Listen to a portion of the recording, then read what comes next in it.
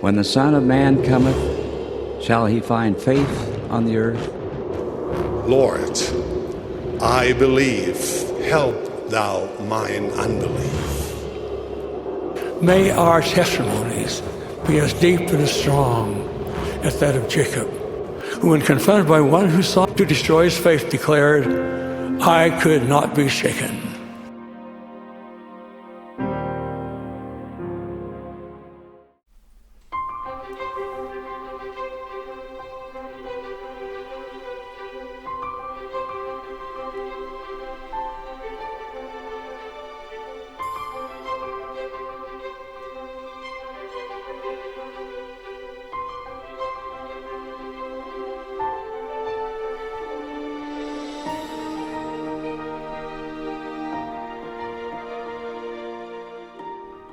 We made it through chapter 12, the first chapter of Christ's Sermon at the Temple.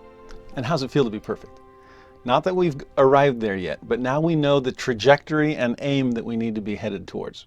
I would that ye should be perfect, even as I and your Father who is in heaven is perfect. And crescendoing up the Beatitudes, turning outward so that we can salt and light the world, raising the bar, or coming into the center lane of the celestial straight and narrow, allowing old things to be fulfilled as all things become new. We're on the path, but we're not done yet. As I mentioned last time, the first chapter of the Sermon at the Temple gets us to that perfection, or at least points us in the direction, perfection pending, right? The next chapter, chapter 13, is meant to help us perfect our motives, because we can be doing all the right things for all the wrong reasons. And this chapter helps wean us off of ourselves, the pride that often goes along with striving for perfection. And the first 8 verses of chapter 13 emphasize doing things for the right reasons. And the Lord asks us to ponder the why of our service in the first 8 verses of chapter 13 by putting before us the who of service. Namely, who are we doing it for? Or who do we hope will see us as we do it? He focuses on 3 different actions that we do frequently: alms, or giving to the poor, prayer, and fasting. I love the fact that he chooses things that are so frequently done in the church. Think about your own prayers and fasting and fast offerings that goes along with it. Elder Irene once said that if we can make small improvements in things that we do frequently, then our progress will be massive because of the repetitive nature of those activities. So if we can make small improvements to our prayer, think about that being multiplied by the number of prayers that we offer. Or purifying our motives behind fasting or behind service or giving of charity. We do a lot of that as members of the church. Small improvements multiplied by much repetition leads to great progress on our part. He starts with alms or service or charity in verses 1 through 4. And he says at the beginning, "Verily, verily, I say unto you, that I would that ye should do alms unto the poor. But take heed that ye do not your alms before men to be seen of them. Otherwise you have no reward of your Father who is in heaven." So there's the why and the who. Why are you doing alms unto the poor? Is it to be seen? Then of who? Of men? You can tell that that's one of the ulterior motives for some people's charity because of how much publicity they want to go along with it. In verse 2, when he says, "When ye shall do your alms, do not sound a trumpet before you, as will hypocrites do in the synagogues and in the streets." Why do they do that? "That they may have glory of men. Verily I say unto you, they have their reward." And in fact, it's the reward that they were looking for. They get the glory of men. All eyes turn to see the source of that trumpet blast, the clicking of cameras on the news broadcast. Look at all that I've done for other people. And although their contribution does indeed do so much good, the poor can be fed by the prideful as much as by the humble. But for the person themselves who is giving, and we're all asked to be givers, then why are we doing it? And who are we doing it for? That will largely determine the source of our reward for the service that we render. It's almost like the Lord is saying, you get one reward for this, and you can pick its source. Would you prefer your reward to come from heaven or come from earth? In verse 3 he says, "When thou doest alms, let not thy left hand know what thy right hand doeth." Well, how do you do that? I mean, the left and right hand are connected, right? And yet, have you ever tried to separate them in some activity? You ever tried to pat your head and rub your belly at the same time? How do you do that if you're able to?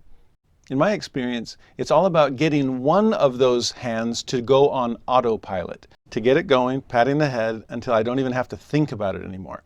And if that can just become automatic, autopilot, then I can focus on the other hand and get it to rub the belly. The one is with thought, the other is automatic. Now, I don't know how successful I am at that.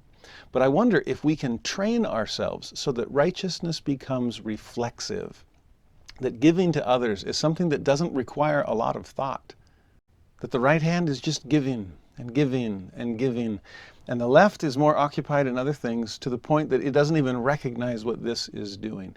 To make our service habitual.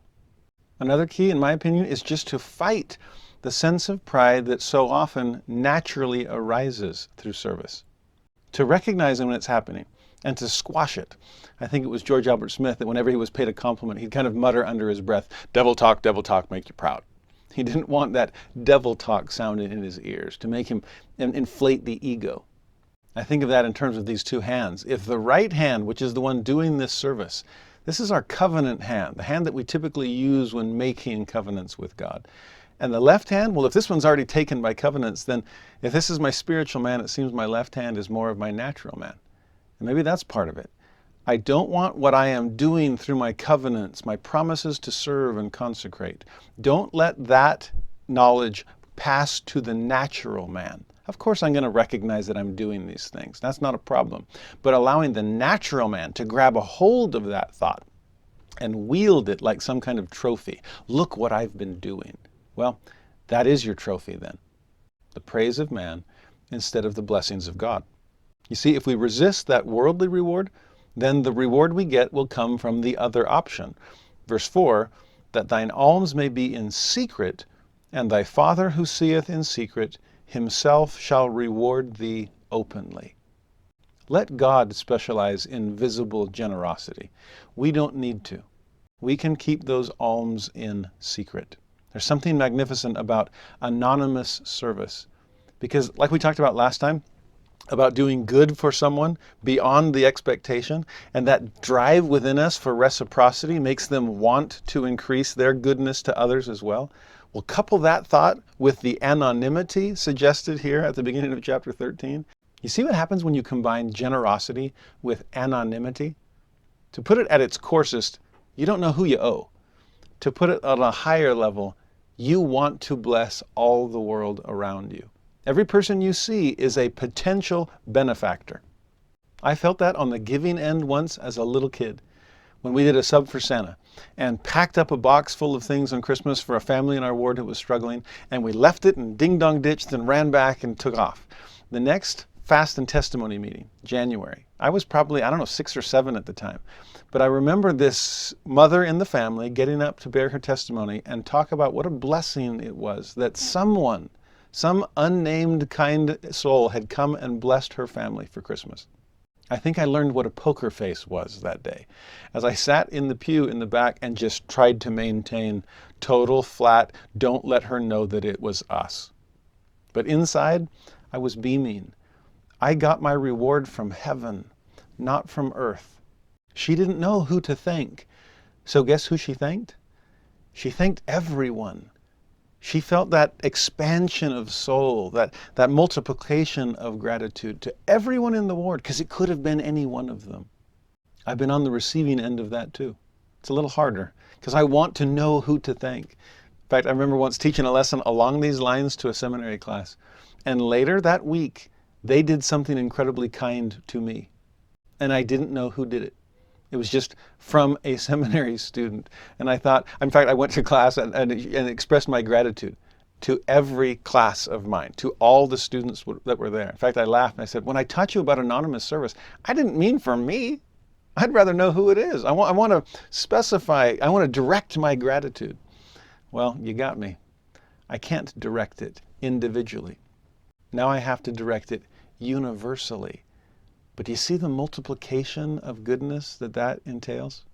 This ends up being a multiplication of loaves and fishes just as miraculous as what Jesus did at the shores of Galilee. From 5 to 15, he then shifts from service or alms, charity, towards prayer. And he says, when thou prayest, thou shalt not do as the hypocrites, For they love to pray, not because what it does vertically, but because of what it does horizontally. They stand in the synagogues, so there's a church setting, and in the corners of the streets, that's more the public setting, that they may be seen of men.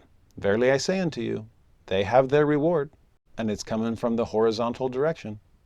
Makes it seem like our prayers are answered by whomever we happen to be praying to. If we're praying to other people, they're the ones that we hope are hearing us. Then they're the ones that are going to have to answer our prayer, giving us what we're asking for, whether or not we admit what we're after, as opposed to praying to God, knowing that He will answer our prayers. How do we make sure our prayers are truly vertical? Verse 6, Thou, when thou prayest, enter into thy closet, and when thou hast shut thy door, pray to thy Father who is in secret. And again, just like with alms, thy Father who seeth in secret shall reward thee openly. Now, this doesn't require a kneel-in closet. I think he's simply suggesting to go to some place apart, spiritually, even more than physically, to close the door, to cut yourself off from outside distractions, again, spiritually, more than physically. Honestly, the times that I'm praying publicly that feel most like real prayer is when I forget that there's anyone else out there. Remember we saw that in Helaman when Nephi was on his tower? Not a tower to be seen of men, but a tower to be up above, away, apart. That was his elevated closet, and didn't even recognize that a multitude was gathering down below. Another solution to the problem in verse 7 is to avoid vain repetitions. That doesn't mean that repetition is not allowed, but vanity should be dismissed. Use not vain repetitions as the heathen, for they think that they shall be heard for their much speaking. In fact, that's always what blows me away about Enos's prayer.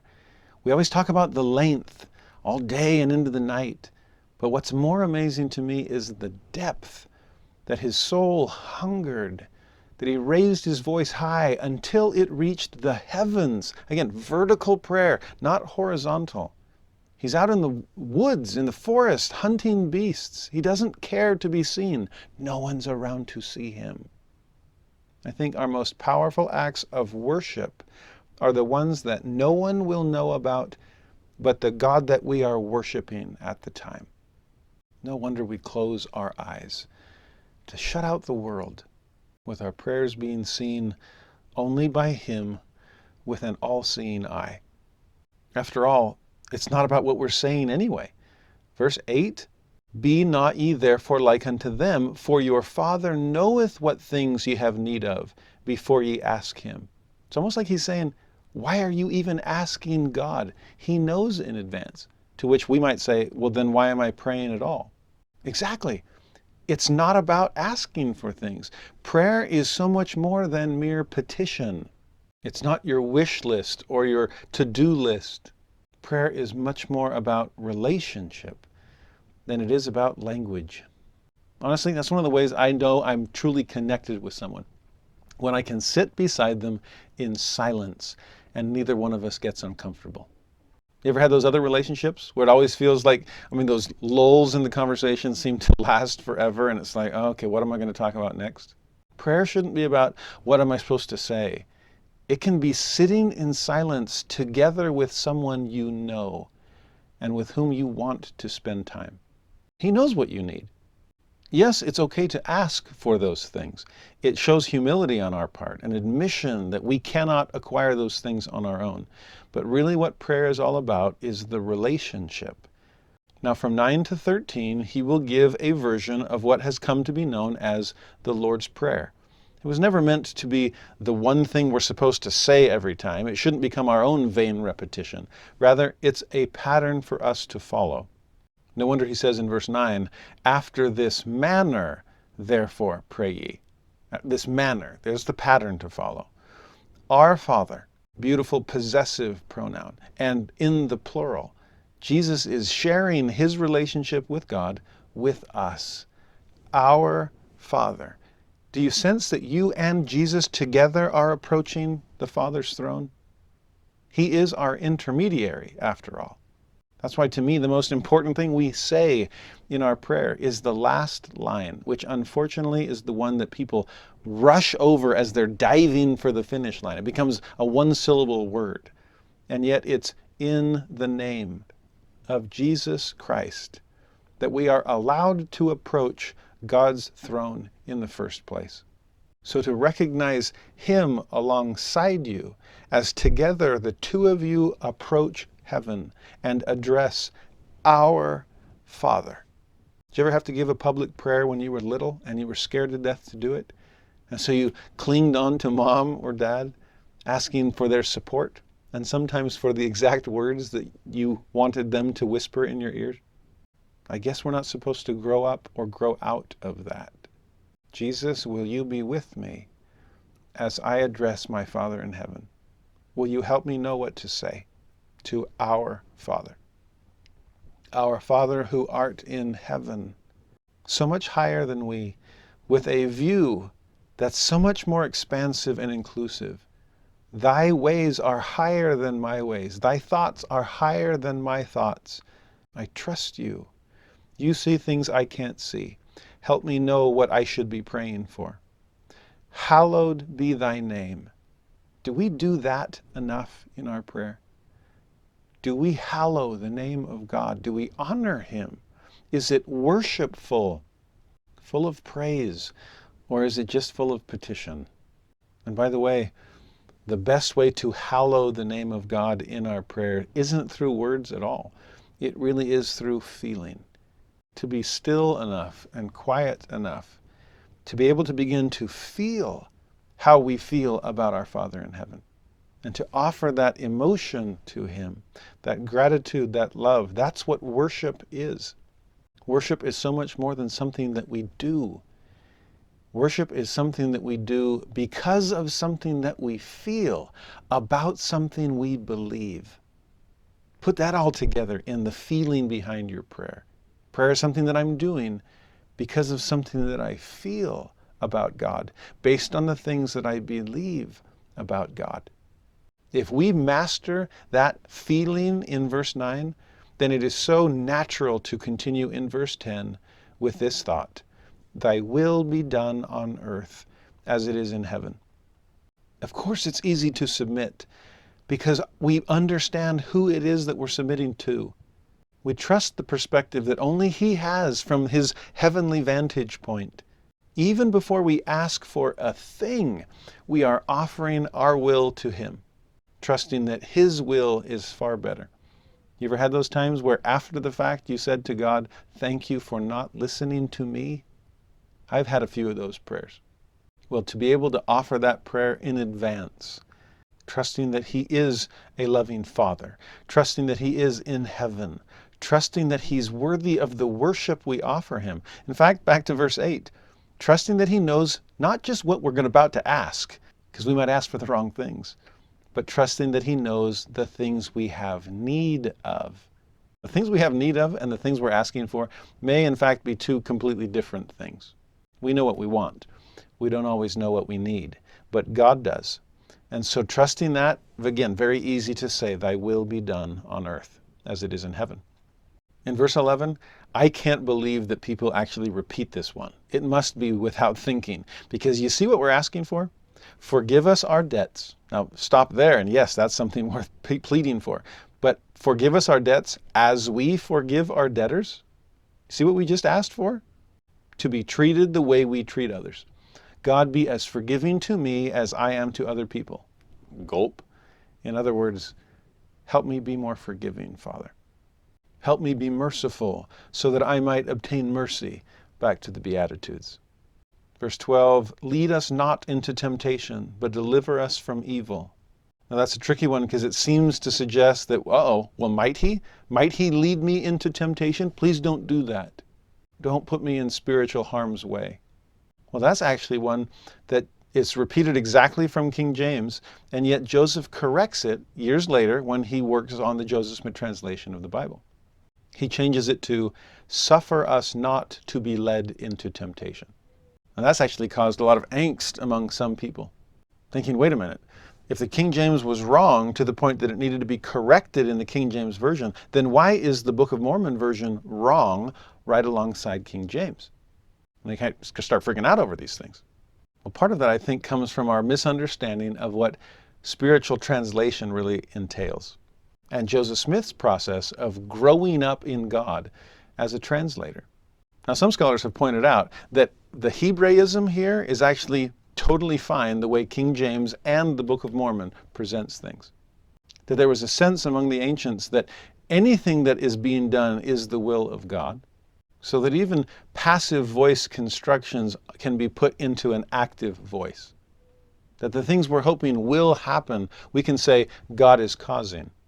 So in some ways, the lead us not into temptation, active, really is saying the same thing as the suffer us not to be led into temptation. The idea that if it's happening at all, God could have ensured that things weren't otherwise. So as far as ancient syntax is concerned, I'm fine with the original King James. I'm fine with what we have in the Book of Mormon. But it is interesting that a few years later, when Joseph turns his attention to the King James Version and asks God for help, page after page, verse after verse, please help me bring out the truths of these messages. Help me restore plain and precious parts that are lost. Help me clarify confusing passages. Well, that is kind of a confusing passage if you don't understand Hebrew syntax. So I love the fact that Joseph Smith, from an ancient text, and that other translated ancient text, is content to leave it in its ancient form. But with his Joseph Smith translation, how do I make this more understandable for people? So he renders that text in a way that an English reader would not be so confused by it. Now that's one possible explanation for these differences that exist between these three versions of the King James Version of Matthew 6, the Book of Mormon version in 3 Nephi 13, or the Joseph Smith translation version of Matthew 6. But I also like the chronology and just the chance for Joseph Smith to learn line upon line and precept upon precept. The translation of the Book of Mormon happened by revelation, the gift and power of God, and the JST happened by revelation, the gift and power of God. And if you watch Joseph Smith grow throughout time, he becomes much more flexible when it comes to the language of Scripture. It's actually fascinating to watch. We won't have time to get into all the details today. But early on in the Book of Mormon translation, for example, it seems this is exactly how it's supposed to be. Words appearing on the seer stone, for example, and him conveying to his scribe, this is exactly how things are supposed to be written. There's even a place in the Doctrine and Covenants where he and Oliver Cowdery almost they do get into an argument over the language of a particular verse in section 20 of the Doctrine and Covenants. And Joseph's like, how dare you question the language of this? It's exactly the way it's supposed to be. But then give it some time. Grow up in God. Progress. And what does Joseph say near the end of the Doctrine and Covenants, for example?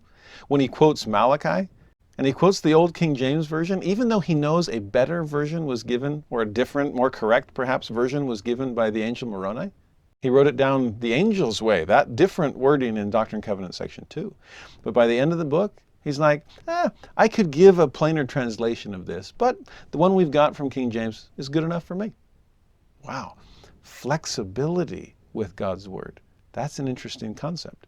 Later, when he's preaching a sermon in Nauvoo about the letters of Peter in the New Testament, he says that the words that the prophets wrote were only hints of what existed in the prophet's mind.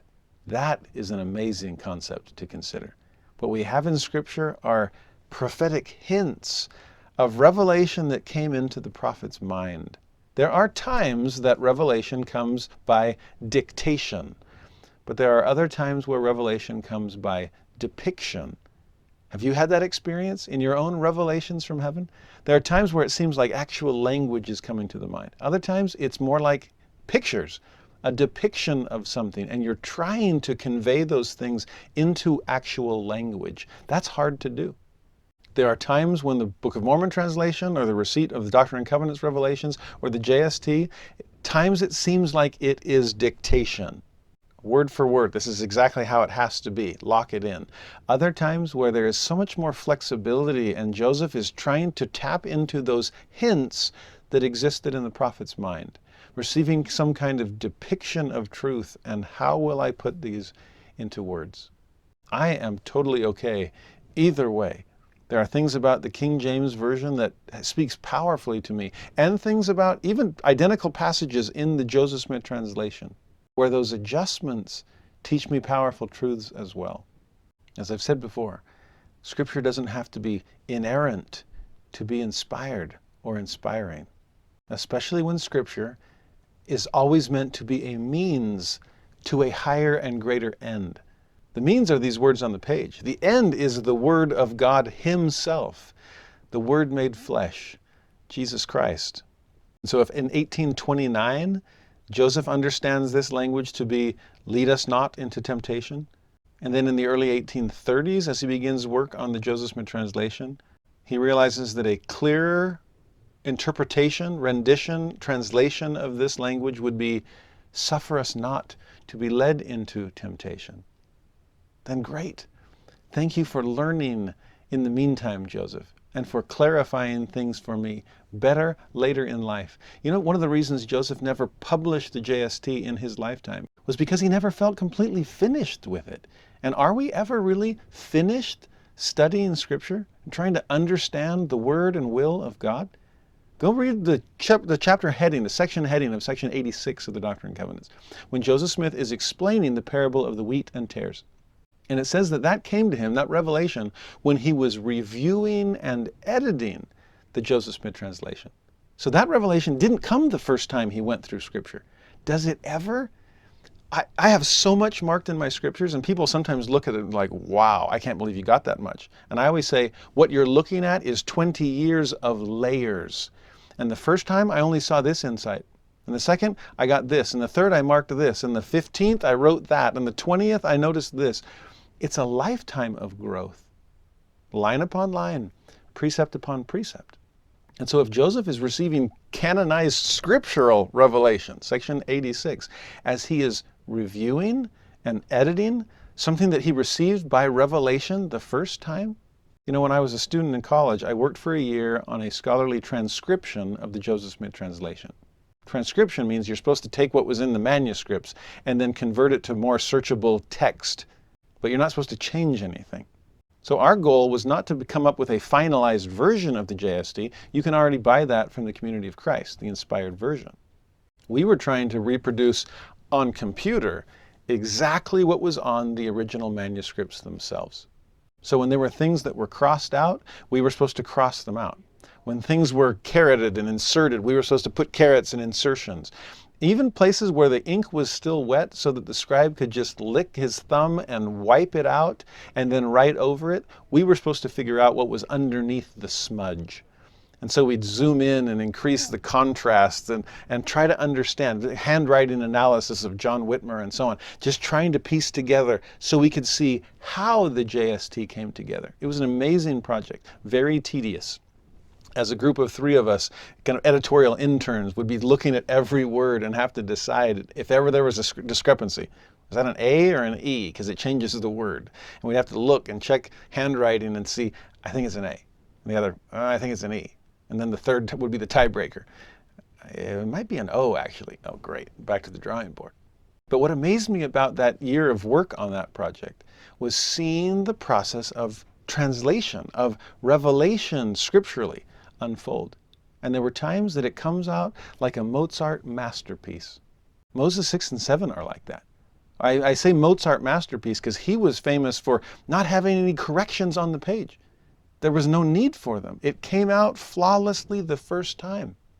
And yet there are other places in the JST where you can see and sense that Joseph is wrestling with the text, because he'll dictate something and they'll write it. And they'll no, that's not right. And they'll cross it out, or they'll lick and smudge. And then they'll write something over it. And that's still not right. And they'll cross that out and they'll write something in the margin or in the lines in between. And then they'll cross that out and then take a scrap of paper and literally pin it to the page. They were called pin notes, just to have some extra space so they could keep writing corrections on it. I remember talking to one of my professors at the time saying, what do you make of this? This wrestling over the final language. And he reminded me of the time in the New Testament where Jesus healed the blind man in stages. One of the weirdest miracles that you can study there. Remember, he blesses the blind man and says, okay, what do you see? And he says, I see men as trees walking. And then Jesus blesses him again. And now he can see perfectly fine. Well, Was Jesus having an off day? Did he get it wrong the first time? Or is this actually truer to life than most of his other miracles? That they happen line upon line.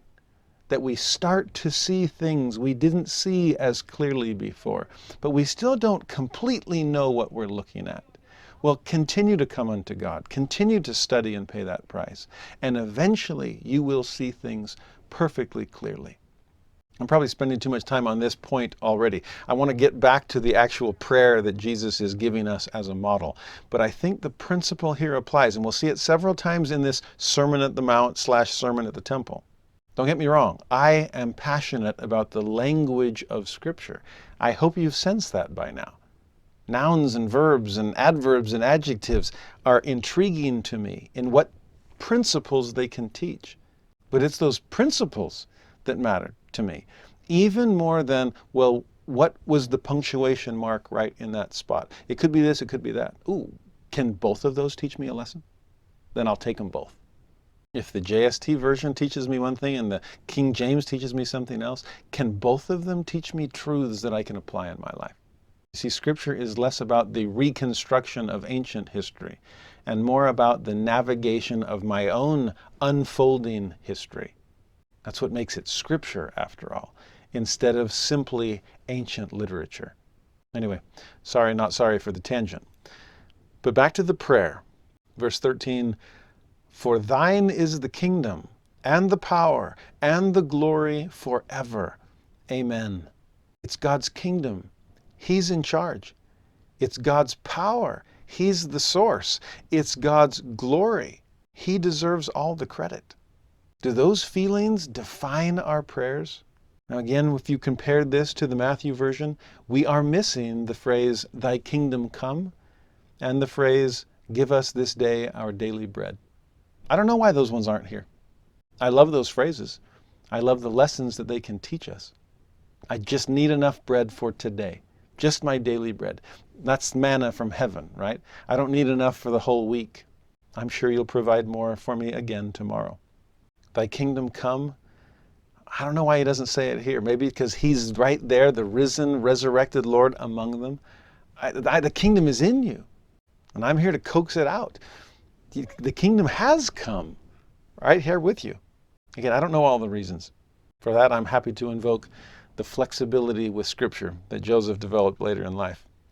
Jesus is finished teaching them the manner of prayer, but having brought up forgiveness, which is obviously one of his favorite topics since he just atoned and rose from the grave, he then adds in verse 14 and 15, just almost an afterthought based on that phrase of "forgive us our debts as we forgive our debtors."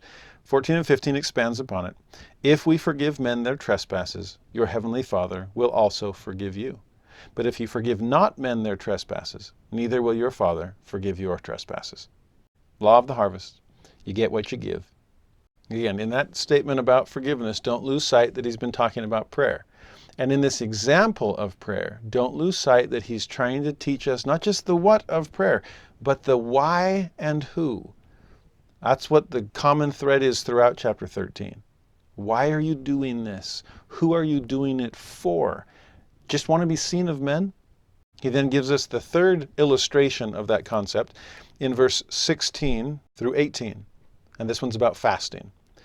"Moreover, when ye fast, be not as the hypocrites, of a sad countenance, for they disfigure their faces, that they may appear unto men to fast. Verily I say unto you," we should expect this line now, "they have their reward." Will it be horizontal or vertical? You see, in each instance now, are we doing this to be seen? Tough thing about fasting, it's hard to see. Almsgiving can be very visible, right? Prayer can also be very visible and audible. I can do it on the street corner, make sure everybody knows. But fasting, that's a tough one unless I can somehow amplify the sound of my stomach growling. Well, if that's too hard to come by, just disfigure your face. Look as hungry as you possibly can. Make sure that people know how much you're suffering. You want to have a fun time teaching this principle to kids, ask them to do it. Ask them to look as hungry as they possibly can. You'll get a kick out of it. On the flip side, what's he asking us to do? Verse 17, the exact opposite. "When thou fastest, anoint thy head, Wash thy face. Make it look like you're doing totally fine. It's almost this weird reverse hypocrisy that's anything but hypocrisy. In fact, it's called humility. If hypocrisy is not wanting people to know the bad that you're doing, then humility is not wanting people to know the good that you're doing. And I love the humility inherent here. Verse 18, that thou appear not unto men to fast, but unto thy Father who is in secret, and thy Father who seeth in secret shall reward thee openly. Now the lessons that the Lord wants to draw from these three examples, he's going to teach in 19 through 24. But before we go there, I do want to add one thing from the very first verse of this chapter. It's something that only comes up in the Nephite version, not in Matthew. But to me, it answers a question that I've actually had some people ask. You see, several times in this chapter, Jesus has decried hypocrisy. Again, why are you doing this? If we're achieving perfection through chapter 12, well, why are you doing it? Is there a hypocrisy in this striving for perfection? Are you doing it to be seen of men? Or are you being perfect for the perfect reasons? Again, that's what chapter 13 is all about. But that worry about hypocrisy is real. Couple that with something Mormon says in Moroni chapter 7, that if you're doing things and not doing them for the right reasons, then it's as if you didn't do them at all. In fact, he calls it evil to do those things for the wrong reason. That's even stronger language. And I've had students over the years sometimes say, well, then should I just not do them? If I'm doing things for the wrong reasons, is that automatically hypocritical, and therefore I should avoid doing the thing at all? Now, I see where they're coming from. There's logic there. But do you see the problem in what they're suggesting?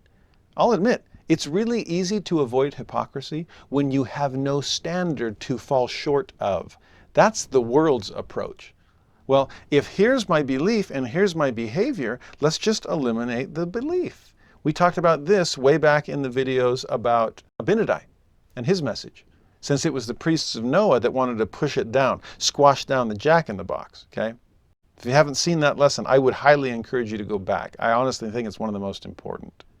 King Benjamin's messages are huge. Abinadi's messages are huge. I know that's like months ago, but they're really key. Anyway, easy way to avoid hypocrisy. If the distance between those, what I'm doing and why I'm doing it, if that distance is filled with hypocrisy, then just stop doing it. It honestly frustrates me sometimes when people accuse Latter-day Saints of being hypocrites, even when they're trying valiantly to live up to the standards that we know to be set by God. Yes, there is real hypocrisy that needs to be rooted out of church members. But if you think about that version, I sense sometimes that those that are decrying hypocrisy have only overcome hypocrisy this way, by eliminating standard in general. So that back to the question, do I just stop doing those things when my heart isn't in them? I shouldn't fake it till I make it, right? Well, notice the phrase that's added in verse 1 of chapter 13. Verily, verily, I say unto you, I would that ye should do alms unto the poor. That's not in Matthew, just here. I want you to do it. And then he clarifies, but just make sure that you're doing it for the right reason. So again, if we have this gap, which are we going to do? Eliminate our beliefs or bring up our behaviors?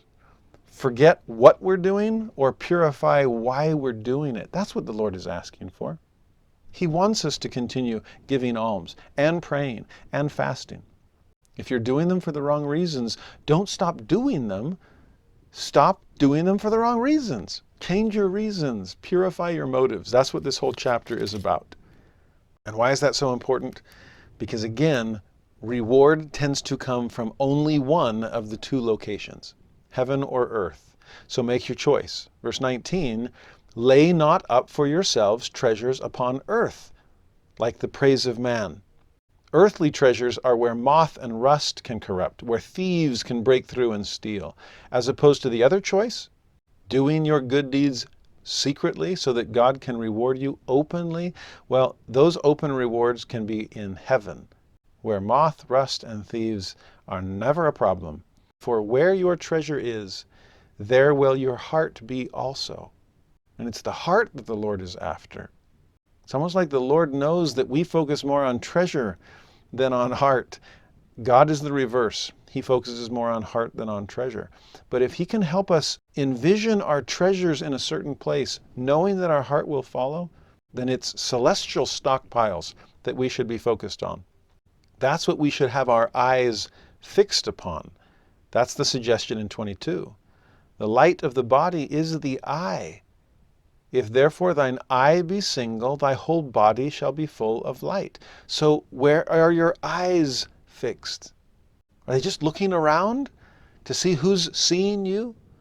Or are they looking up to see God? Or are they closed so that you don't see anything around you, but trust that God seeth you even in secret? You see, if you're looking at the wrong things, then you're headed in the wrong direction. 23, if thine eye be evil, thy whole body shall be full of darkness. And if the light that is in thee be darkness, then how great is that darkness? We call the eye the window to the soul, but it's not just so that the soul can peek out. It's so that light or darkness can seep in. So what are we looking at? Verse 24, make up your mind. We have to choose. Horizontal or vertical? Why are we striving for perfection? No man can serve two masters. Either he will hate the one and love the other, or else he will hold to the one and despise the other. You cannot serve God and mammon. Now, of course, you can serve vertically and horizontally at the same time. That's the first and second great commandment, and they're not mutually exclusive. The question is, though, if we're trying to get two things to coexist and coincide that are at odds with one another, that's the suggestion in 24. Loving one and hating the other, this is opposition, not connection. These ones really are mutually exclusive. Love and hate, yeah, these two don't get along at all. But loving God and loving neighbor, giving alms to others, but doing them for the right reason, praying for others, but not to them, praying to God, fasting for others' welfare, but doing it with a face that only heaven knows is in pain. Those are acts of goodness and kindness and worship that couple the two great commandments together.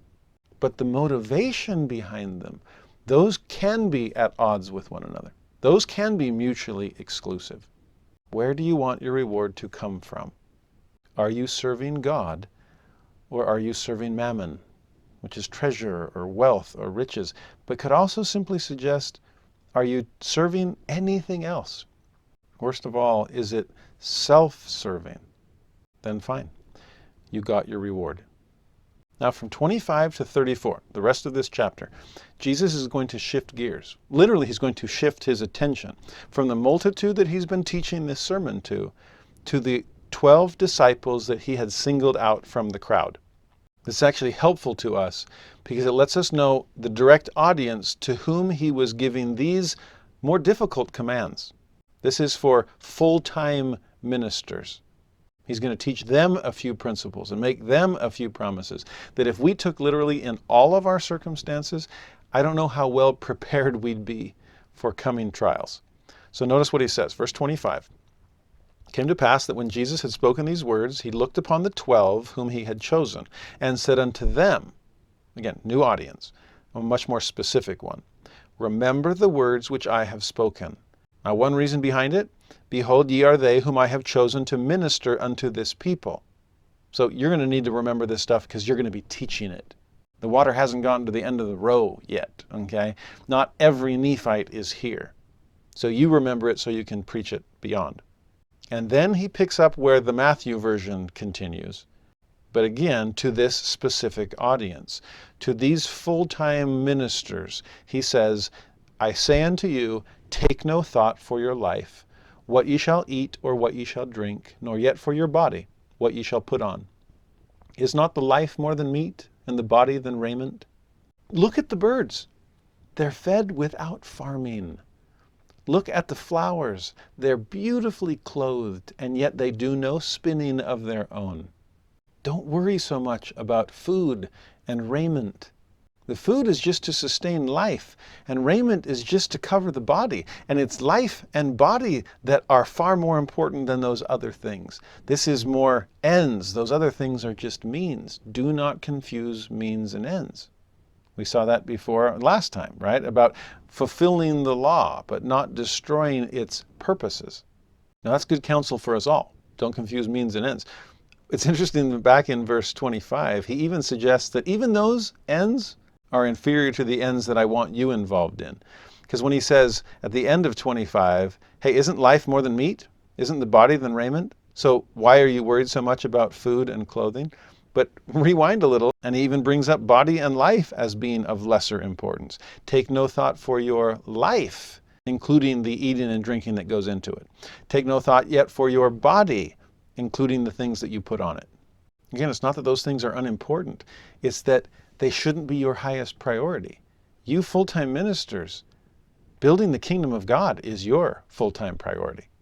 And since you're doing that for me, then I will take care of those things for you, just like I do for the fowls and the flowers. We have to trust in God. No wonder he says in verse 30 that God provides all these things and will to you also, if ye are not of little faith. No wonder he says in 32 that your heavenly Father knoweth that you have need of all these things. No wonder he says in 33, seek ye first the kingdom of God and his righteousness, and all these things shall be added unto you. Again, I know that you need them. Those are ends and not just means. Life and body really do matter. I'm just asking you to trust me that they'll be provided for you.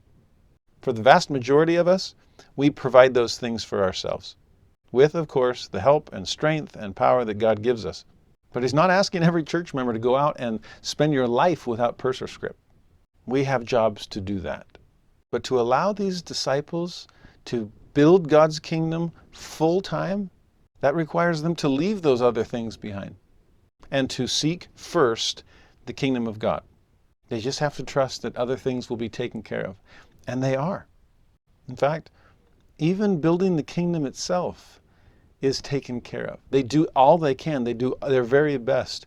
But to build something that is heavenly requires heavenly help.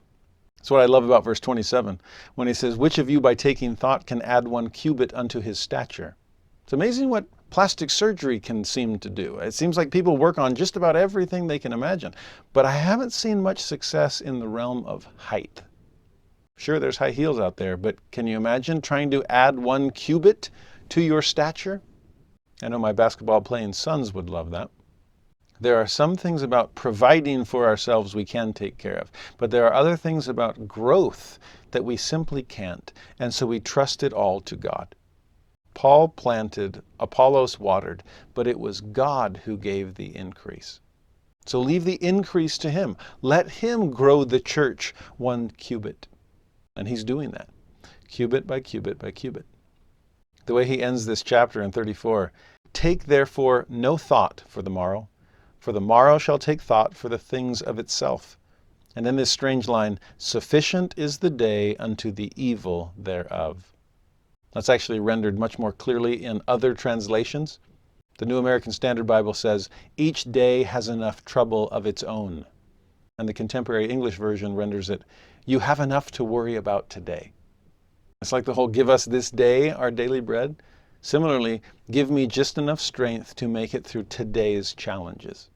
Just enough peace to cope with today's worries. I'm not going to worry about tomorrow's things today. I'll have a new day and a new supply of strength to deal with that. I love what Victor Hugo once said, an inspired author of Les Miserables. He wrote, have courage for the great sorrows of life and patience for the small ones. And when you have laboriously accomplished your daily task, go to sleep in peace. God is awake. Don't worry about tomorrow. Wake up in the morning and be prepared to tackle the challenges of that day. But you'll waste your present if you fixate on your future. I was always so impressed with President Monson's calm. It seemed like he was never overwhelmed with all of the world's problems. He seemed to live his life by that rule of, I'm only going to worry about the things God wants me to do today. And if that means blessing a widow, I don't have to worry about opening the doors of another nation for the preaching of the gospel. I'll move towards that on a day that's what God wants me to do. Today, I'm going to the old folks' home. Today, I'm going to the hospital. This is so much like what Jesus says to Martha. Martha, Martha. Probably had to say it twice to get her attention. Thou art careful and troubled about many things. Just come and sit and learn. That's all I'm asking today. Tomorrow, there will be time for Martha-type activities. Don't you worry. You see, everything that he says in this passage to his disciples, there's a contrary to each of them. So as you read these and apply them to your life as well, realize that there's a flip side, that there is a space for both Mary and Martha in the kingdom of God. And both of their skills and attributes are needed. Here he's saying, don't worry about the things of tomorrow. But that doesn't mean we just not prepare for anything. We need to become both Mary and Martha simultaneously. We just need to realize that in today's Martha-like world, we don't always make room for the Mary-like priorities that need to be put in place. Go back to that idea of adding 1 cubit to your stature. You can control a lot of things, food, raiment, and so on. Other things, they're just beyond your control. Understand the difference. Have the wisdom to distinguish between your work and God's. He's doing his, and all he asks is that we do ours. And throughout it all, if we prioritize his, the rest will all fall into place. Or, as has been said by modern apostles, they will fall out of our life altogether. We didn't need them. Now, if we've been doing this right, if we've perfected our actions and attributes by the end of chapter 12, and purified and perfected our motives by the end of 13, what's left? Well, the fact that there are still people back somewhere in chapter 12 or 13 themselves. And that's where chapter 14 comes in for us. It pulls us away from the propensity to judge others. We're so quick to forget that we used to be in that same position ourselves, working on our actions, attributes, and motives. Well, they still are. In fact, we probably still are too. So we need to learn from chapter 14 not to judge anyone, including ourselves, those areas of our life that we're still struggling. That is, not to judge those things unrighteously. That's another element where Joseph grows into an understanding. Because here at the end of chapter 14, verse 1, when he says, "Judge not that ye be not judged," that's exactly what we see in King James. But a few years later, line upon line, precept upon precept, how does Joseph render that in the JST? "Judge not unrighteously that ye be not judged, but judge righteous judgment." We're always making judgment calls, and we always have to. In some ways, that's false doctrine to simply say, "Judge not that ye be not judged." That's an invitation to relativism. I mean, who am I to say that anything's right or anything's wrong? I don't want to judge. No wonder that needed to be corrected in the JST. In fact, to me, one of my favorite illustrations of that principle comes from the story of Solomon in the Old Testament, the most famous one, when these two mothers come with the one child that they're arguing over, and whose mother is it? And it's the wisdom of Solomon that decides, well, let's just chop the baby in half, and each of you can have a half, believing, hoping, trusting that the true mother would come to the rescue, which she did. Again, beautiful story, very famous, and it's meant to illustrate the wisdom of Solomon. But what amazes me about that story, even more than Solomon's wisdom, is I think it illustrates both parts of the judging righteous judgment and at the same time not judging unrighteously. Because he is making a judgment call. He has to determine which mother deserves this child. And that does require righteous judgment. What about the unrighteous judgment we're supposed to avoid? Well, reread the story. And this detail never makes any of the VeggieTale versions that are out there. Who were these two women fighting over this child? They were both harlots, prostitutes. Does that change the story at all? These are two prostitutes fighting over an illegitimate child. You can picture a less compassionate king going, what? Chop all three of them in half. Let's just clean up the kingdom. But no, this wise but compassionate king knows that even a woman in this condition deserves to be with a child that she loves. That even an illegitimate child deserves to be raised by his mother. I think it's one of the most beautiful depictions of judging without becoming judgmental that's available to us. And that is the principle behind that corrected phrase of judge not unrighteously, but judge righteous judgment. Judge, but don't become judgmental. Please realize within ourselves those places that need some improvement. But don't beat yourself up over them. Just make steps towards change. Now that's the message throughout chapter 14. It's all about becoming judicious, which the way I think of that word includes both the judging righteously without judging unrighteously, to be judicious. Now this is meant for everyone. Chapter 14 begins with an addition that's only in the Nephite version. It tells us that when Jesus had spoken these words to the 12, the end of chapter 13, then he turned again to the multitude and opens his mouth unto them again. So that taking no thought for yourself and putting all your eggs in the kingdom's basket, that was for those full-time ministers, those 12 that were set apart. But now for everyone again, don't judge unrighteously. Now verses 3 through 5 is about becoming judicious in offering correction. Famous phrases. Why beholdest thou the mote that is in thy brother's eye, but considerest not the beam that is in thine own? How on earth are you going to pull out somebody else's speck when you have a 2x4 sticking out of your face? In fact, if you think about it, not only does my beam keep me from clearly seeing the mote in your eye, but flip it around. If you saw somebody coming with a pair of tweezers and a beam in their eye offering to help assist you, would you trust them? Not at all. So part of this is your inability to help someone else, but part of it is their unwillingness to even let you try. We have to be working on ourselves. And the more we're willing to do that, the more open to assistance others will be. The order is key. Verse 5, thou hypocrite. So we got to get rid of that first. And how do we do it? By working on our own beams. First, cast the beam out of thine own eye, and then shalt thou see clearly to cast the mote out of thy brother's eye. He never denies the fact that your brother's got a mote too. He recognizes that. But you can't clearly see it, and he certainly won't let you attempt a removal until you've cast out beams from your own eye too. And again, since we often judge ourselves the most harshly, keep this principle in mind. There does seem to be a hierarchy of sin. There are some things that are so glaring, those are beams. Others that are so comparatively small, those are the motes. And yes, the Lord cannot look upon sin with the least degree of allowance. He wants to remove even the last mote, the tiniest particle. But he'll work on the big ones first. And be content with that gradual growth, that successive change. What's the biggest thing keeping you from God right now? Then work on that. And don't worry so much about the other things. You'll get to those.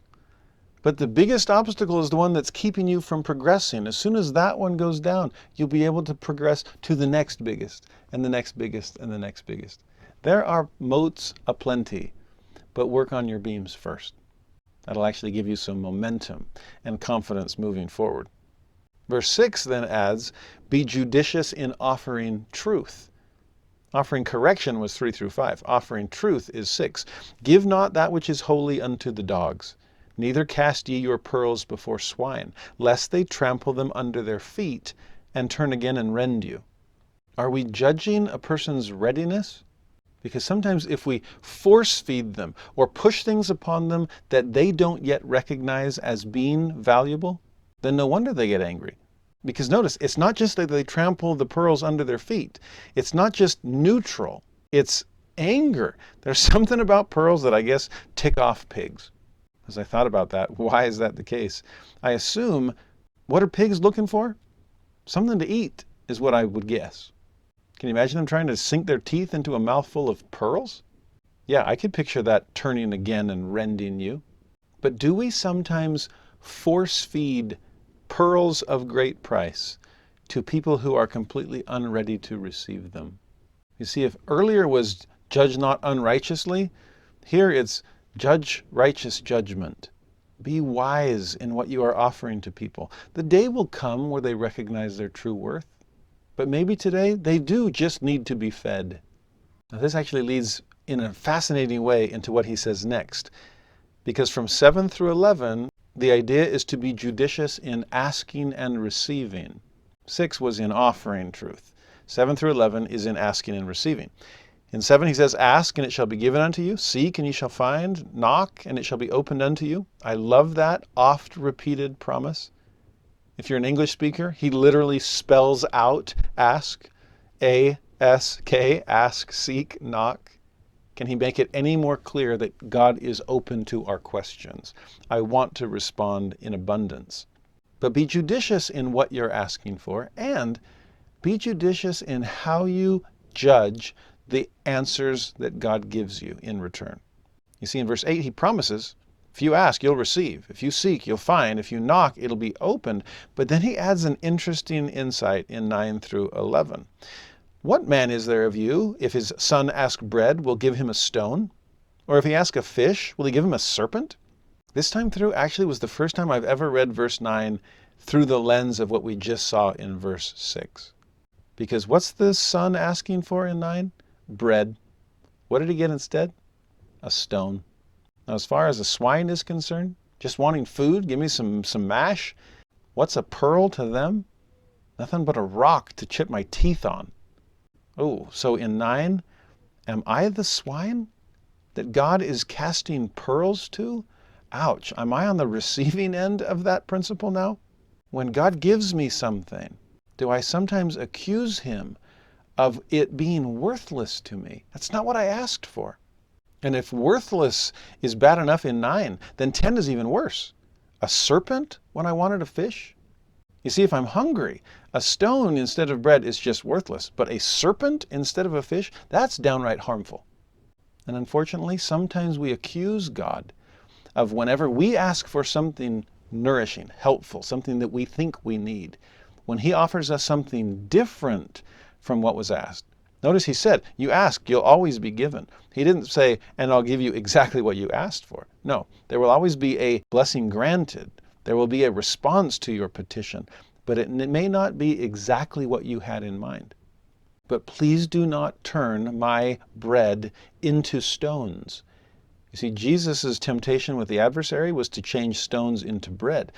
The adversary reverses that for us very often. God has given us something. True bread, bread of life, meat to eat that we know not of. And yet we sometimes look at it and go, that's not what I asked for. That's worthless, stone. That's harmful, serpent. And here the Lord is saying, now be judicious. Judge righteous judgment, but don't judge unrighteously. Especially when it comes to the things that I offer you. See, that's what he clarifies in verse 11. If ye then, being evil, mortal, natural man, if you know how to give good gifts unto your children, how much more shall your Father who is in heaven give good things to them that ask him? I am a good father. I'm a better father than you are. I'm an all-knowing one, and an all-powerful one, and an all-loving one. If I gave you something different from what you asked for, please do not judge me unrighteously. I know what I'm doing. I'm giving you pearls of great price. Do not trample them under your feet. Do not turn again and rend me. No gift of mine is worthless or harmful. I'm giving you just the kind of bread that you need. God then takes the advice that he follows and encourages them to follow it also. Verse 12 is the golden rule. He says, therefore all things, so therefore, that's the connection. Therefore all things whatsoever ye would that men should do to you, do ye even so to them, for this is the law and the prophets. Follow that rule in giving to others, and trust that God is following that rule whenever he gives something to you. God is doing to you what he would have you do to him. And through the atonement, he is doing that to him. It's amazing that through the Savior's condescension and perfect atonement, joining us in everything along our journey, he's right beside us in every stone or serpent-like gift from God. I am giving you exactly what you need. I'm giving it to my son. Christ was willing to pass through those same things, so do not judge me harshly. When we sometimes say, oh, this is hurting me more than it's hurting you, as parents, we say that to our kids sometimes. When we push them, beyond what they consider their breaking point, when we expect things of them, when we're just trying to help them grow, God is an even more wise and generous and just parent. So when he says, this is hurting me more than it's hurting you, the atonement makes that concept literal. There's a fascinating connection between the golden rule and the Garden of Gethsemane. God backs up those words in deeds. You see, there's a cheapened version of the golden rule that's just make it easy for them because you want it to be easy for you. There's a mercy that's so cheap it becomes unmerciful. Let them get away with murder so I can get away with murder. No, God is much higher in that. And so when he says, therefore, and then teaches the golden rule, connected to what he just taught about swine and pearls and bread and stones and fish and serpents, do for others the best possible thing, trusting that God is doing for you the best possible thing too. Whatever type of bread he sends your way. Verse 13 and 14, he then asks us to be judicious in the paths that we choose to follow. There are some that are easy, wide gates, broad ways, but those lead to destruction. Many there be who go in thereat, and they're probably grateful for how easy the way is. This is just the kind of hog slop I wanted you to throw into the trough, not realizing that at the end of the journey, we're not where we need to be. No wonder he starts verse 13 with, enter ye in at the strait gate. Not GHT, this is AIT. Strait meaning narrow. Verse 14, strait is the gate. Narrow is the way. That's repetition. Which leadeth to life. Few there be that find it. So don't judge unrighteously and take the easy way.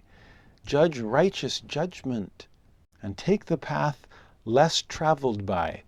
It will make all the difference. No wonder God, in his more judicious approach to the golden rule, does beckon us on the upward climb, not the downward slide.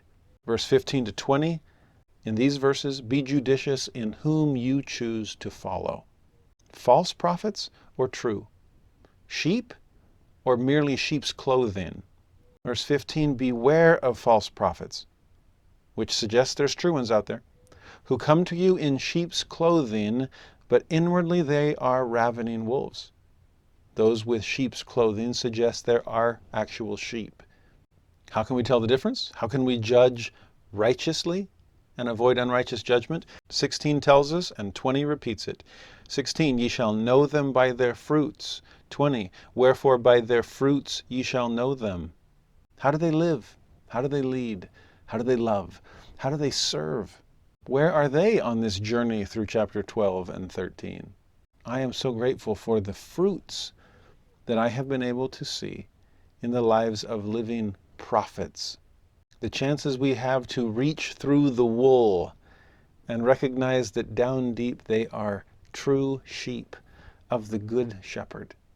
He walks us through that very clearly. Good fruit from good trees, corrupt fruit from corrupt trees. But I love what he says in verse 16. There's another insight here when he says, do men gather grapes of thorns or figs of thistles? You reap what you sow. So you can tell the kind of seed it was by the kind of fruit that it produces. But there's something about the symbols that Jesus uses there. Grapes and thorns and figs and thistles.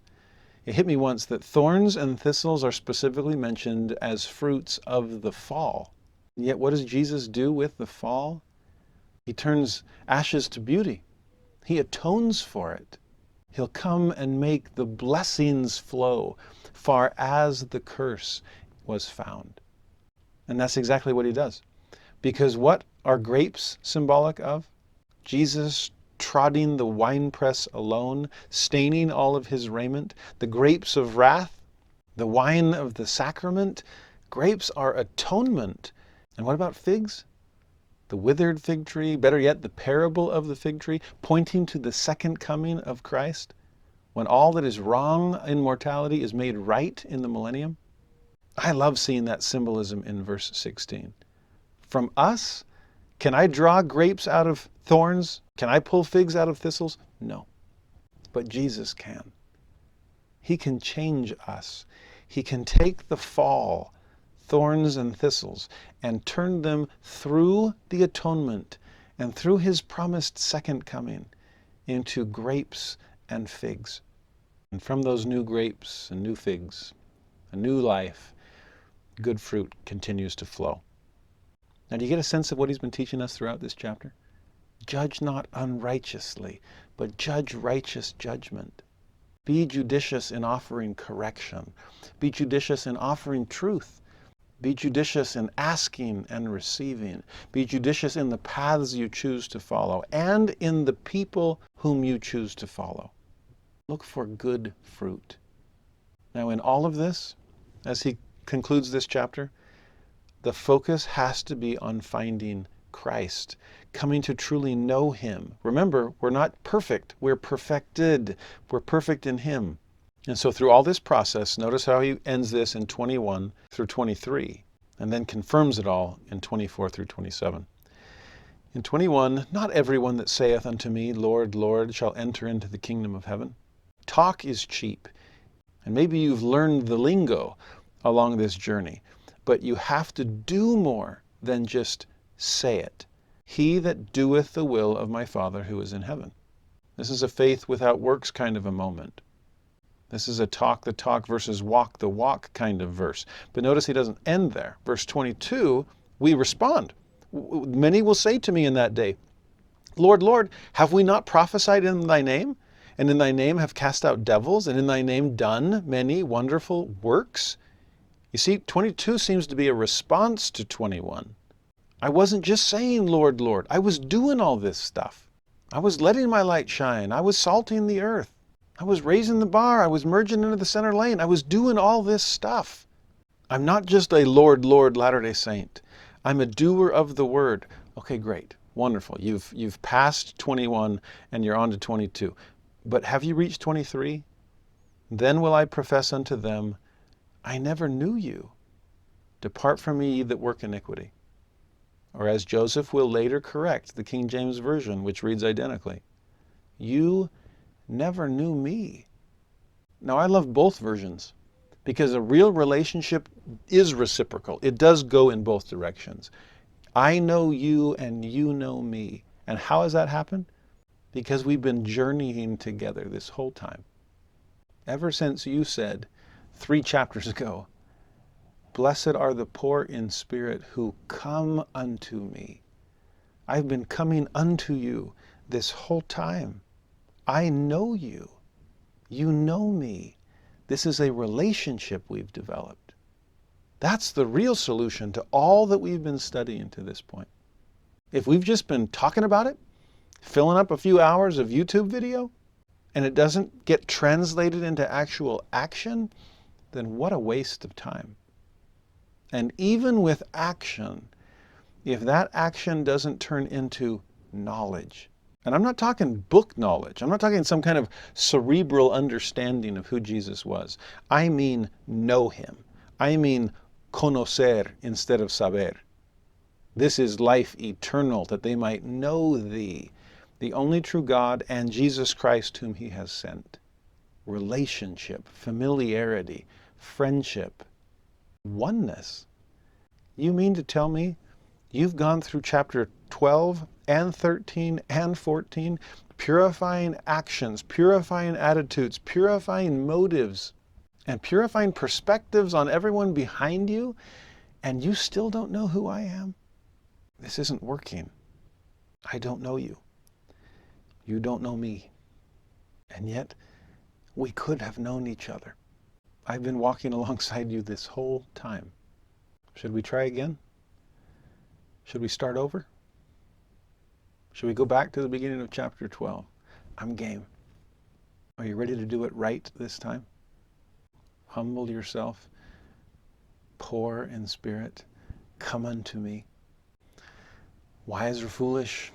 Rock or sand? That's how he ends this.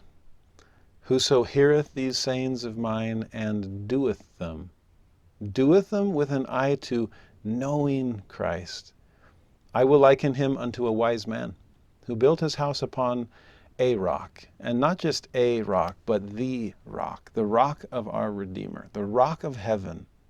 Build on that, And Helaman was right when he promised that no shafts in the whirlwind would have any effect. 25, the rain descended, the floods came, the winds blew, shafts and all, and beat upon that house, and it fell not, for it was founded upon a rock. Sure beats the alternative. Those that hear these sayings of mine and doeth them not, those shall be likened to a foolish man who built his house upon the sand. The house might be equally well constructed both times. It just wasn't connected to the bedrock. In 27, the rain descends, the floods come, the winds blow. Same outside elements.